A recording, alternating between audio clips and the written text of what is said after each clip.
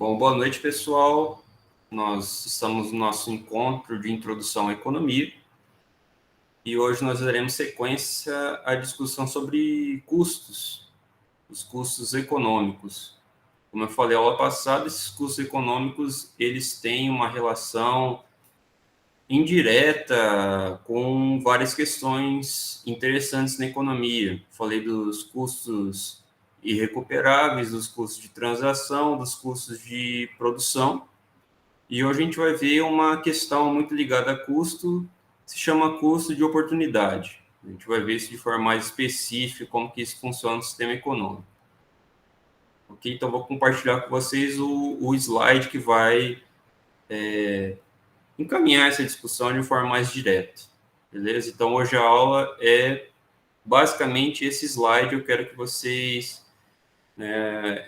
consigam assimilar esse conteúdo que é muito importante para qualquer outro conteúdo na área de economia.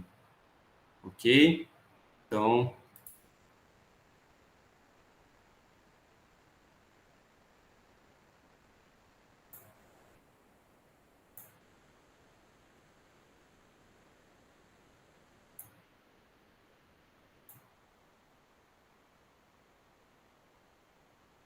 espero que vocês estejam conseguindo ver aqui esse slide. O assunto é curva de possibilidade de produção. Uma curva de possibilidade de produção, ela tem como ideia principal a noção de que os recursos estão sendo utilizados de forma racional, e estão sendo alocados também de forma com que se minimize o desperdício e maximize o retorno desses recursos. Então, a ideia é simplificar ao máximo, em termos didáticos, a representação do sistema econômico. Estou representando aqui em dois bens. Uma economia que produz bens de consumo, que a gente já teve oportunidade de conversar sobre. Esses bens de consumo, eles vão se dividir em bens de consumo duráveis, que são aqueles principalmente ligados à nossa linha branca de casa. A gente pode também trabalhar com a ideia de um ar-condicionado, de um computador, de uma mesa de escritório, de um armário, de vários itens ali que são do nosso dia a dia e cujo desgaste ele é mais demorado ao longo do tempo. Não são perecíveis assim, como alimentos e bebidas ou itens de higiene pessoal. Um carro, por exemplo, é um bem de consumo durável para quem precisa do carro para se locomover ao trabalho, por exemplo, ao mercado, à escola, à universidade, E para quem precisa do carro como um meio de vida, de ganho, aí o carro vai representar um bem de capital, por exemplo. A ideia, então, é você ter de um lado bens de consumo, os duráveis e não duráveis, e de outro lado os bens de capital.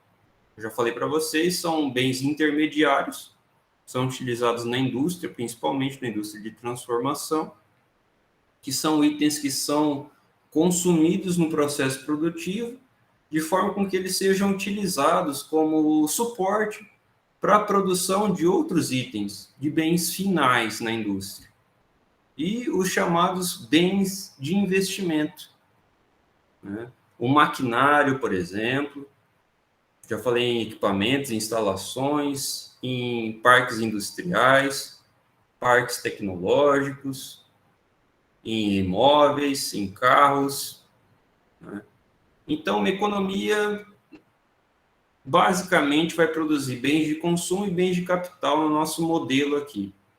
A ideia é que a gente vai utilizar todos os recursos que a gente tem na economia à disposição do sistema econômico e vai alocar na produção desses dois bens. Se a gente alocar de forma eficiente e racional todos os recursos que a gente tem na produção desses dois bens, a gente chegaria a essa curva que está aí em dourado. Essa curva representa o máximo que um sistema econômico é capaz de produzir. Por isso que ela recebe esse nome de fronteira de possibilidade de produção, essa sigla FPP. A ideia é que, usando tudo de maneira racional e eficiente, então a gente vai conseguir produzir em cima dessa curva, com a ideia de que, se todos os itens, todos os recursos produtivos que a gente tem fossem usados para bens de consumo, a gente produziria tudo em cima desse ponto, em que você tem o cruzamento dessa curva em dourado aqui, com essa reta vertical dos bens de consumo. A gente não produziria nada em termos de bens de capital. O contrário também seria verdadeiro. Se a gente usasse todos os recursos que a gente tem à disposição, produzir só bens de capital, a gente teria a produção só nesse momento aqui da curva, em que há a interseção entre essa curva dourada, a fronteira de possibilidade de produção, e essa reta horizontal, que é de bens de capital. E a gente não teria nada em termos de bens de consumo. Se a gente produz nesses pontos extremos, significa que ou bens de consumo ou bens de capital terão que ser importados, porque o sistema econômico não faz esses bens. A ideia de equilíbrio é que o melhor ponto nessas duas curvas, nessa curva de fronteira de possibilidade de produção, seria o ponto médio, um ponto que combina a produção de bens de consumo e de bens de capital. E a ideia dessa curva ser pontilhada significa que ela sempre vai representar uma linha de crescimento de produtividade dos bens, dos recursos que você utiliza para produzir esses dois bens. Capital, trabalho, energia, tecnologia, dinheiro, né? São os recursos estratégicos ali que você tem para produzir os bens de consumo e bens de capital. Só que, o que acontece no sistema econômico? Geralmente, a produção efetiva em um sistema econômico ela é menor do que a produção que seria o ideal, o potencial, né, na fronteira de possibilidade de produção. Existe aquilo aqui que é representado aqui pela curva em verde escuro, né, em relação à fronteira de possibilidade de produção, existe uma distância. Essa distância entre as duas curvas representa uma capacidade ociosa. O que significa essa capacidade ociosa? Existe um índice que é calculado nas indústrias, principalmente, que é o nível de utilização da capacidade instalada, o NUSI. O que esse NUSI diz para a gente? Por exemplo, uma empresa ela pode estar utilizando cerca de 80%, 85% da capacidade instalada dela. Ou seja, que ela vai estar atuando ali com 20% a 15% de capacidade ociosa, que seria a capacidade máxima dessa empresa, né, que ela estaria utilizando, mas ela não utiliza. Por que ela não utiliza a capacidade máxima dela? Porque talvez ela não tenha demanda para isso, ou seja, não está recebendo encomendas para isso tudo, mas principalmente porque utilizar o capital que a empresa tem à disposição dela para produzir o máximo possível significa um desgaste maior dos materiais, do equipamento, do parque produtivo, do maquinário, e isso implica um aumento de custo de produção. Ela vai ter mais custo de insumos, ela vai ter mais custo logístico, ela vai ter mais custo em termos de encomendas, ela vai ter que gastar o capital que ela tem, o circulante, né, que seria a reserva de matérias-primas que ela tem, de mercadorias acabadas ali do estoque dela. Então, isso geraria uma pressão muito grande sobre a empresa. Então, ela sempre trabalha com um pouco de capacidade ociosa para poder fazer frente ao desgaste de materiais que ela tem na produção cotidiana dela. Então, para ela sempre poder utilizar, né, e repor o capital que está sendo gasto e desgastado pela produção, ela trabalha com um pouco de capacidade ociosa. Então, aquilo que está ocioso funciona como reposição daquilo que está sendo utilizado. Então, isso é estratégico. No momento, por exemplo, em que o sistema econômico está apresentando um crescimento. Agora, em momentos econômicos em que o sistema econômico se apresenta em crise, em depressão, né, que é dificuldade de um longo prazo, né, de sair das crises, aí essa capacidade ociosa ela pode significar um desemprego, né, do sistema econômico como um todo, em que as empresas em geral não têm demanda o suficiente, então elas começam a gerar mais vagas, né, de vagas ociosas ali que elas não conseguem preencher em termos de trabalho. Então, o capital também começa a funcionar parcialmente, né? Então, nesses casos de crise econômica, de depressão econômica, é gerado um espaço ali, um hiato, né, que a gente fala, um hiato econômico entre aquilo que é efetivamente utilizado e aquilo que seria utilizado em termos ideais, em termos potenciais, caso o sistema econômico utilizasse todos os recursos disponíveis. A ideia aqui, nesse gráfico, é mostrar para a gente que existe um custo associado à produção de mais bens de capital e mais bens de consumo em termos desses bens. Por exemplo, para produzir mais bens de capital, você tem que abrir mão dos bens de consumo. Para produzir mais bens de consumo, você tem que abrir mão dos bens de capital. Isso é o que representa para a gente a noção de custo de oportunidade. Eu não tenho como alocar os bens de uma maneira que eu consiga produzir de uma forma potencial o máximo dos dois bens. Então, para produzir mais de um, vou ter que abrir mão da produção do outro. O que vai determinar qual dos bens tem um custo de oportunidade maior? A tecnologia que é incorporada na indústria de cada bem desse. Na indústria de bens de consumo e na indústria de bens de capital. Então, a tecnologia associada, incorporada nos processos produtivos é essencial para decidir para a gente, para apresentar, melhor dizendo, para a gente, qual é o custo de oportunidade dos bens de consumo em termos de bens de capital, por exemplo.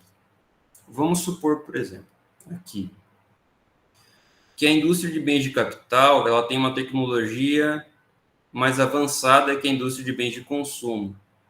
Ou seja, o capital aqui, nessa indústria, ele é mais eficiente do que na indústria de bens de consumo. O que significa isso? Se ele é mais produtivo, significa que o custo de oportunidade dele vai ser menor em termos de bens de consumo. A ideia é a seguinte: para eu produzir mais bens de capital, eu vou ter que desistir menos dos bens de consumo. É uma renúncia que você faz. Em relação, por exemplo, a bens de consumo que tem uma tecnologia, vamos dizer, nesse sistema econômico que a gente desenhou, tem uma tecnologia mais atrasada. O que significa ter uma tecnologia mais atrasada? Significa que você tem que empregar mais força de trabalho do que capital. Nesse caso, a indústria de bens de consumo aqui, ela vai ser menos eficiente que a indústria de bens de capital. Então, para produzir mais bens de consumo, eu vou ter que desistir de mais bens de capital.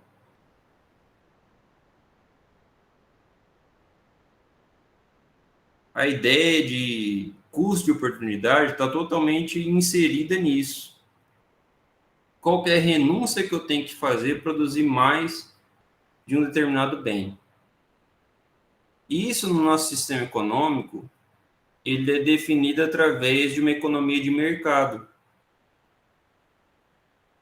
E uma economia de mercado definida mundialmente.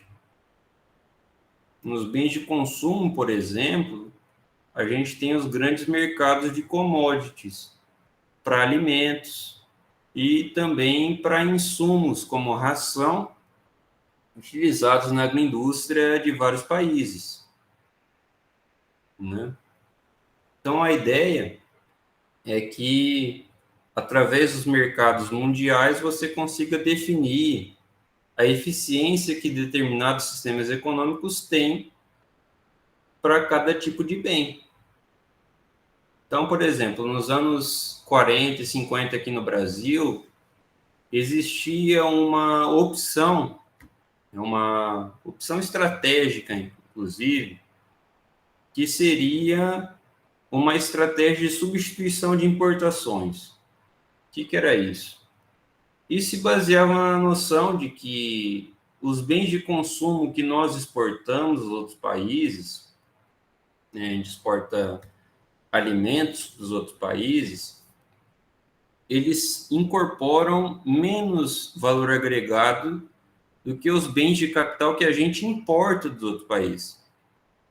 Então, a ideia era criar incentivos industriais para que a gente começasse a fazer o contrário, a sermos estratégicos na produção de bens de capital, parar de importar bens de capital,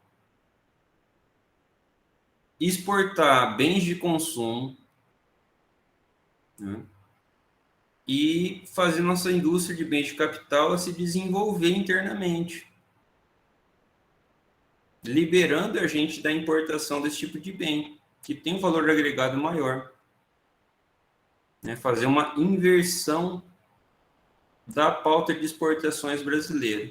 Isso foi tentado por vários anos.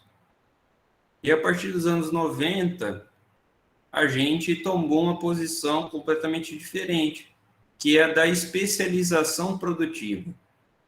Ou seja, em que a gente é mais eficiente? Na produção de bens de consumo, de alimentos. Né? Então, vamos focar nisso. A especialização produtiva significa que a gente vai aumentar a nossa eficiência nessa área.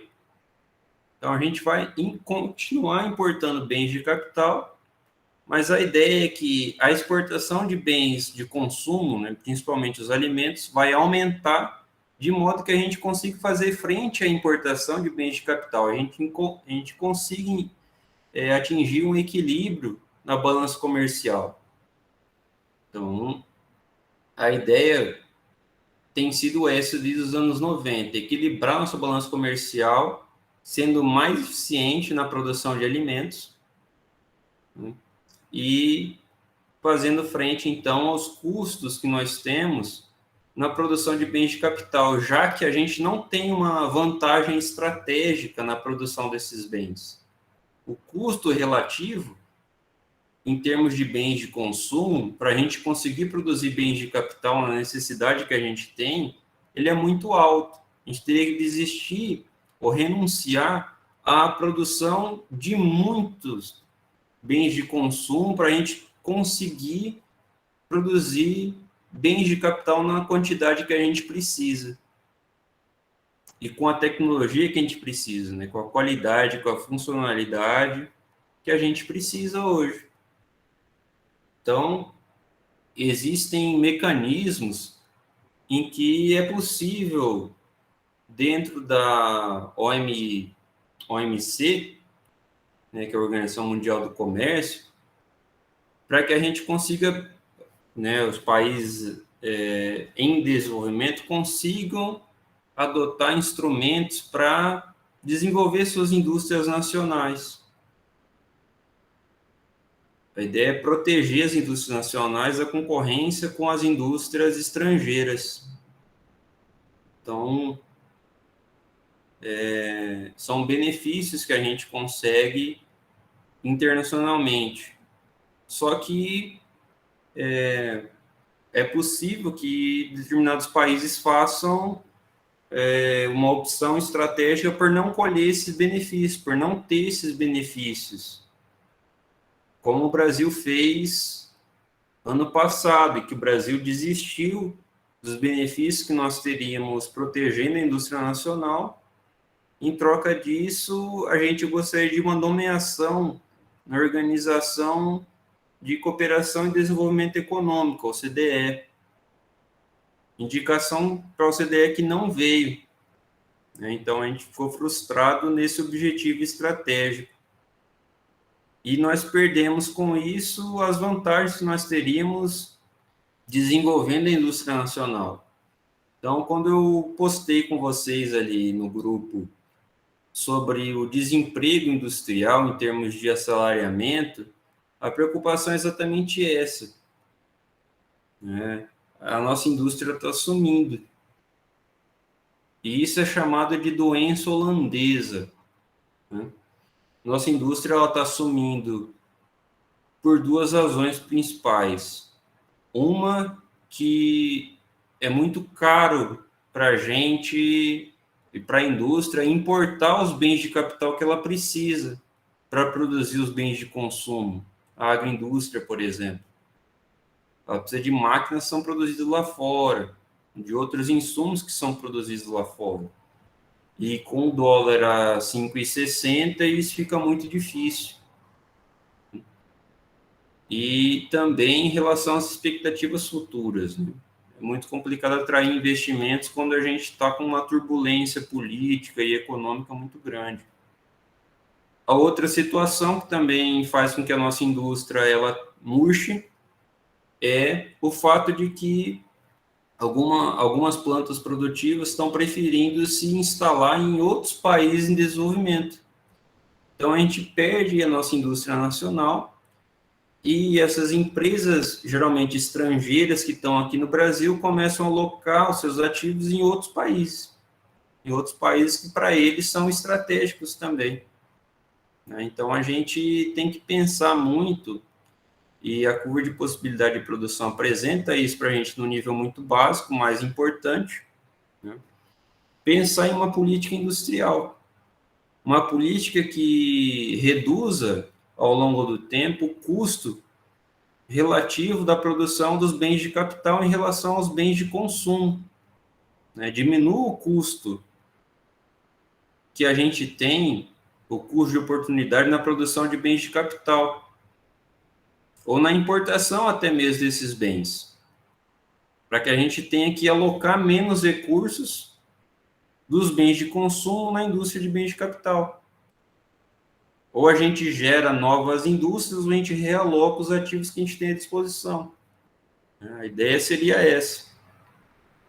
Para que a nossa fronteira de possibilidade de produção, ela siga esse caminho da setinha em vermelho ali, em traços. Esse caminho de expansão econômica. Então, a ideia básica em relação a custos de oportunidade é essa. E com isso, eu encerro aqui a nossa pauta para a realização do primeiro formulário sobre a nossa disciplina. Esse formulário vai ser disponibilizado para vocês, vocês terão uma semana para fazê-lo, né? Então, com isso, eu me despeço de vocês hoje, né? Uma aula totalmente focada na explicação desse item super importante para a economia. E aí, semana que vem, eu retorno para dar continuidade às questões que são consequentes, inclusive, dessa curva de possibilidade de produção. Ok, pessoal? Então, boa noite, boa sexta-feira e até semana que vem.